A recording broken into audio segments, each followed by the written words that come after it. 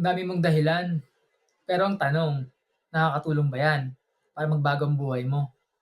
Kung puro ka excuses, huwag mong asahan na mayroong magbabago. Ito ang pinakamahalagang natutunan ko tungkol sa excuses. Habang hinahayaan mo sila, lalo ka lang mananatili kung nasan ka sa ngayon.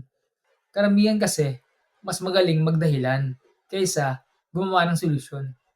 At iilan lang ang handang umamin sa pagkukulang at kumilos para baguhin ang situation nila. Ito ang tatlong paraan para matigil na ang cycle ng excuses. Una, tanggapin mo ang responsibility. Walang ibang gagawa ng resulta mo, kundi ikaw lang din. Pangalawa, palitan mo ang salitang hindi ko kaya ng paano ko rin kaya yan magagawa. At pangatlo, gawin mo agad ang kahit maliit na action. Kasi action ang papatay sa excuses mo. Kaya tandaan, excuses will always keep you stuck.